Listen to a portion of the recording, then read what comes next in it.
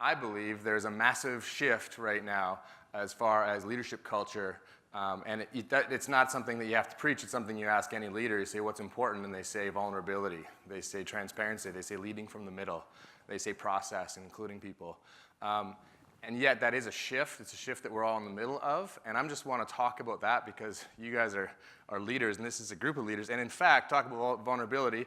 Dr. Rodríguez, we were talking last night about his district, and this morning, 15 minutes ago, I said, after that conversation, I want you to come and be on my panel too. Will you come? And he's like, no, yes.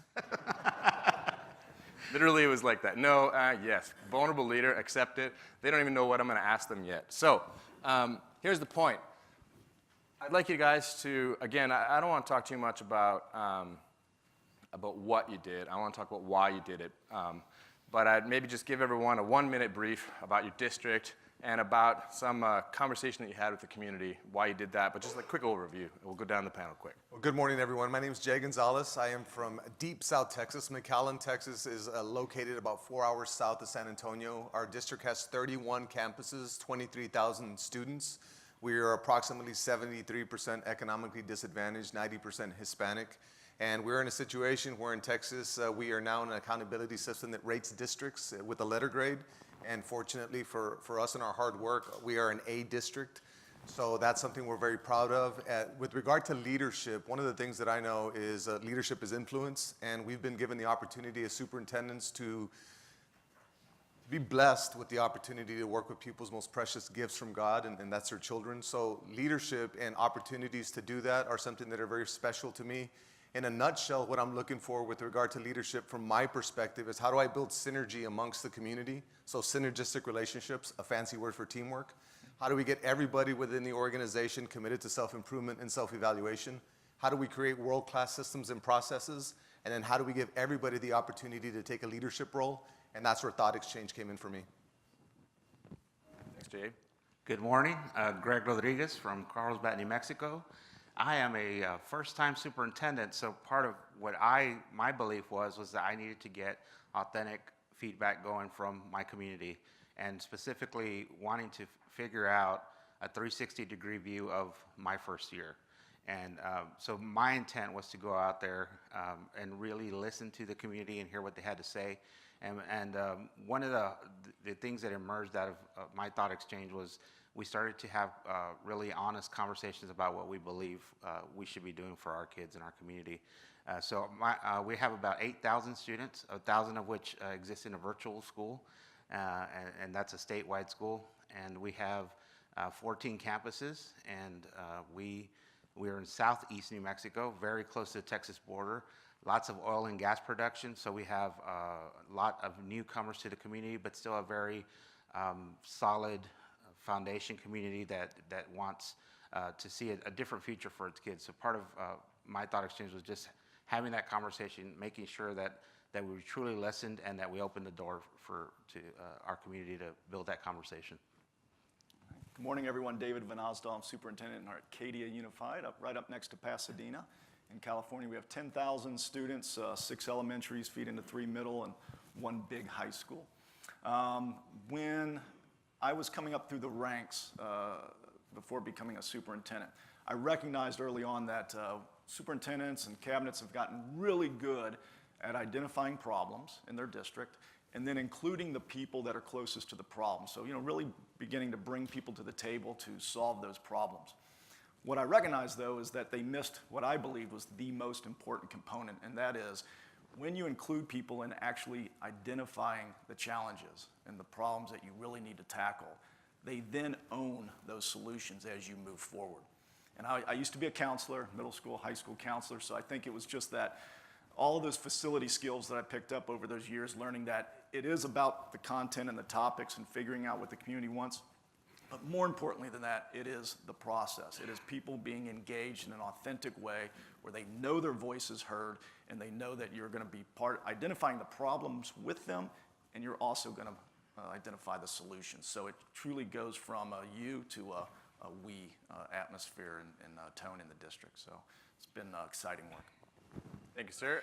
And so I want to dig in just a little bit because I'll just quick highlight. So J.A.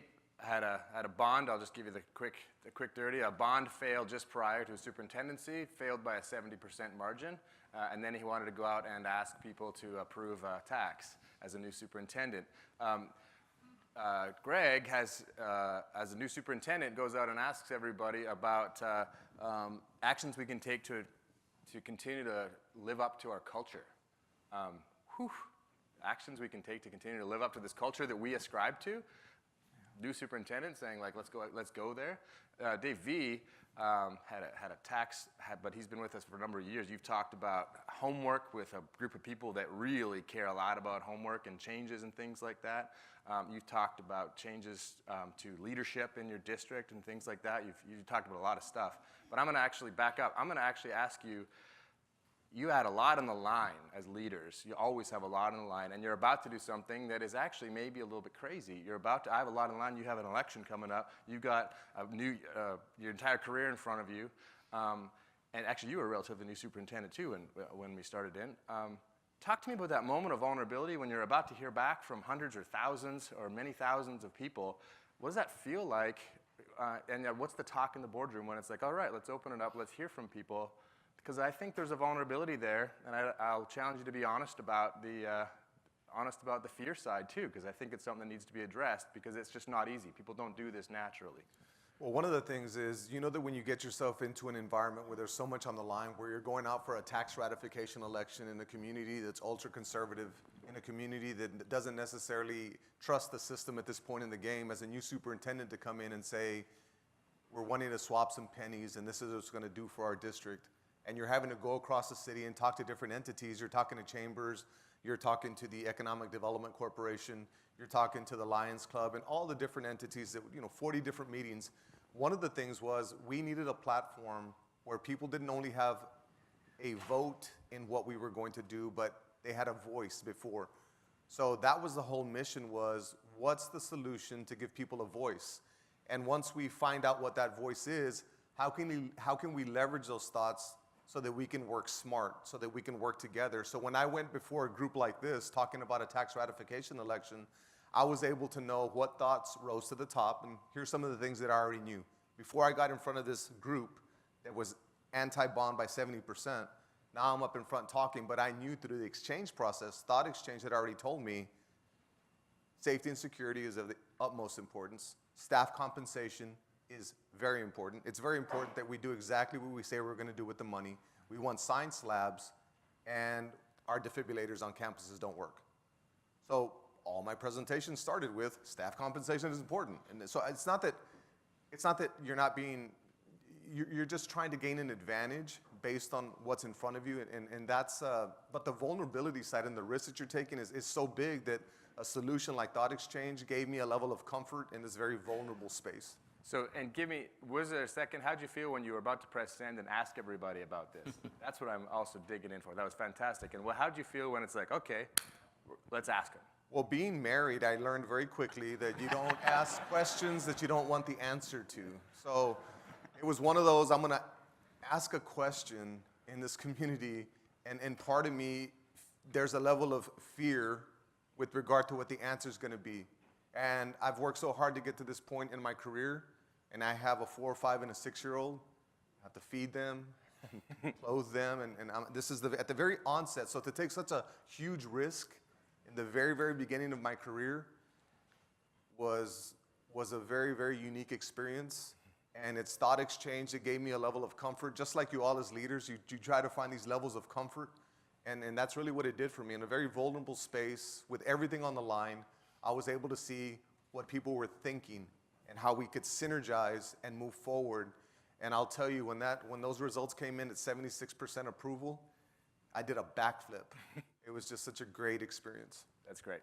Yeah, Jay, I agree that you've got to put yourself in that place where if you're going to ask a question, you have to be ready to accept the responses.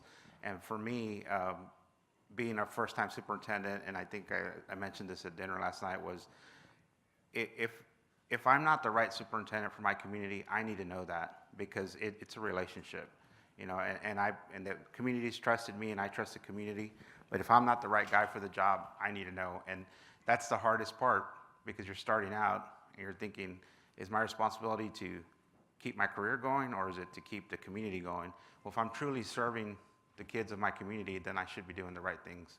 And so part of that is just opening up and saying to my board, you know, you're evaluating me. Our evaluation instrument stinks. Let me get you a better one. Let's get some feedback about what people are thinking about, all of the new initiatives we're starting up. You know, I'm coming behind a seven-year superintendent, and really just asking the question of the community, and then sharing those results specifically with the board so that they understand what that looks like, and then having those brave conversations about these are some things that aren't quite working, and these are some things we're doing well. The things that we're not doing well on, we're going to continue to improve on. And so, you know, the vulnerability comes in, you open yourself up to taking feedback, but without that feedback, you really don't know what good a job you're doing. So it takes some courage to do that, and right before you click send, you're wondering, am I doing the right thing? And so I also produced a little video to introduce the purpose of the Thoughtexchange, and that was, you know, I'm not a TV actor, as you can tell, but you know, it was one of those things where you make the video, you try to invite and be welcoming and say let's have it, and when you click send, it's kind of you're trusting that you're going to get the feedback you're looking for. So I want to dig into that moment because I've heard a lot of people describe that, and that's actually why I asked you to be on the panel, because there's people saying, well, listen, the conversation's happening out there, should I be a part of it or not? And you went a step further to say, and if the conversation is about ousting me as a superintendent, do I want to be leading that conversation, or do I want other people leading that conversation? And it turns out that wasn't the conversation. But, and just to clarify for folks, the question on the screen there is actually not the question that he asked the community. That's a staff question. Right. The community it was more just, hey, what's going well, and what are some ideas you have to improve our schools? And they could have said, improve our schools, I don't know, oust the superintendent. Vulnerable moment to be able to just ask everybody, but as you can see, the conversation is actually, you know what, I'm a leader, and the very best leadership is to be vulnerable, and to say, I'm a leader, and if I'm the right one, you're gonna give me honest feedback, and if I'm the wrong one, you're gonna give me honest feedback, and that's the sort of leader, I think, that earns a lot of trust. Dave, you wanna build on that at all? Yeah, when I first presented Thoughtexchange in this process, the conversation to my cabinet, I was a new superintendent, veteran cabinet, and board members, and I almost had a revolt on my hand. I mean, literally, it was like, we don't do this, you know, you can't control what people are gonna say, it's gonna be out there for everyone. And for me, it was real simple response. It's like, and you don't think that all these conversations are already happening at church, at the soccer games on Sunday. You know, my career as a counselor before that has always been about move to the pain. That's where the work is, right? If you want to know where the work is, it's in the pain. So I just said, look, we're gonna have those conversations, and we're gonna actually be able to hear them and see them, and actually work on them instead of them being taken out in the community. And you know, there is no way, I've spent a career, I was actually a therapist at one point in my career. There's no way to get to a trusting relationship without going through vulnerability. It just does not happen. If you figure it out, let me know, we'll make millions. It's the only way to get to it. So when you say you want a relationship and you want your community to trust you, not on just one topic, but ongoing trust. It's not about prepping just for a tax referendum. It's about that ongoing trust with the community. You have to show vulnerability, and you have to be the one to model it first and demonstrate it. It is scary, absolutely, but when people see that, they recognize that. And even if they don't agree with you, if it's a fair process and they see their own thoughts and their own words, and they see what everyone else thinks about their thoughts, they'll support you. That's great. So I was just talking with Dr. Anderson from Spokane. His ballot was about to go on an election the following day for almost $500 million, and he's never lost an election since the 90s.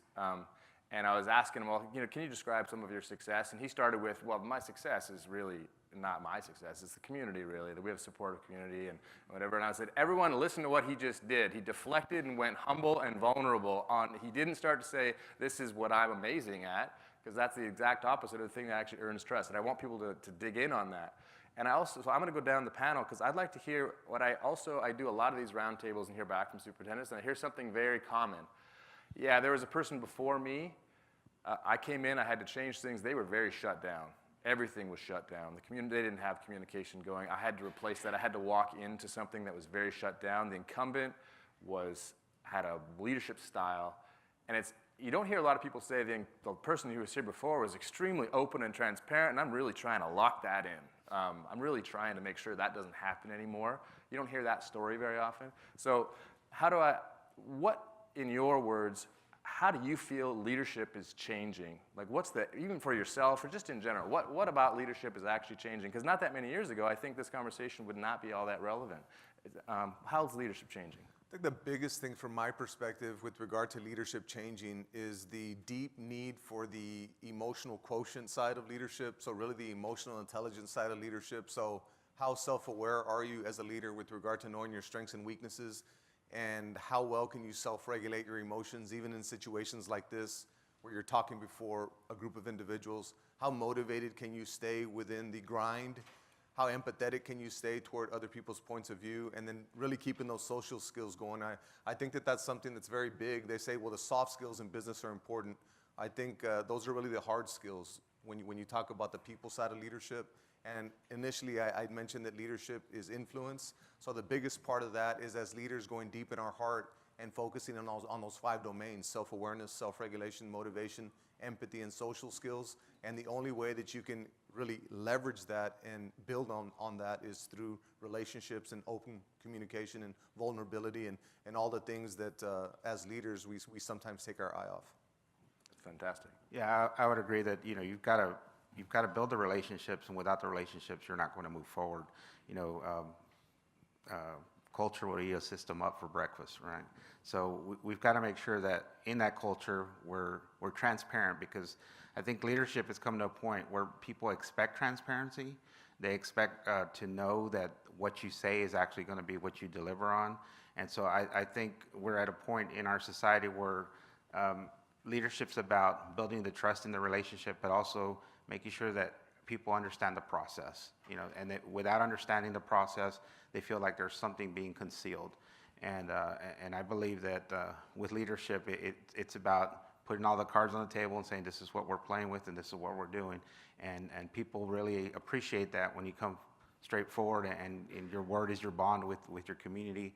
And if you have to take a step back and change that, then you're transparent about it. You say, made a mistake, this is what we're going to do about it. So people understand that you're not about that old regime where you're locking things down in central office and not letting anybody know about them. Because every single day they're talking about our community on Facebook, they're having those conversations, but then the great thing is that somebody will step up as a leader in the community and say, that's wrong, and this is why I know it's wrong.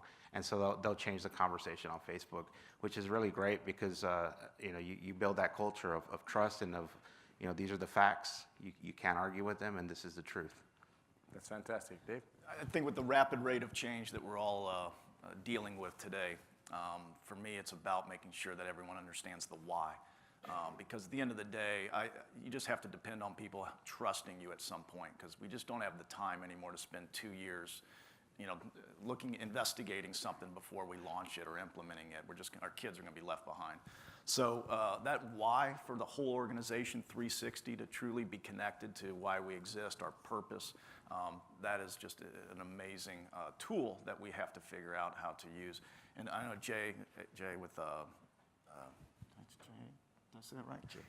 With the size of your district, I don't know if you have an example of how you actually keep people connected to the why, because yeah, well, one of the things is we have to make sure to get out, and that's why I love this thought exchange concept, is that in an organization that big, you're able to give people a voice, and you're able to make things much more clear, because it's moving fast and it's a huge system. So I think that's something that's benefited us, but it's really just the grind and getting out there and moving fast and building as many relationships as we can, and that's something that we're very good at and we're very proud of, and it's situations like this and learning from everybody and how you guys do it that also help. Sometimes you look at scale and you're thinking, well, how do you hear those voices? But then when you're at smaller scale like me, there's a few loud voices, and you've got to make sure that in the process, you're hearing all the voices and not just the loudest voices. That's fantastic. Listen, I want to thank you guys for being a part of this, and I also believe that everybody that comes to something like this is actually looking for something as a leader. The way I described it is working on the business, not in the business. It's a chance to do that, and that, for me, just having you guys talk, I think is a benefit just to hear a little bit of it. So thank you very much for that time, and thanks you all for listening to the panel. Thank you.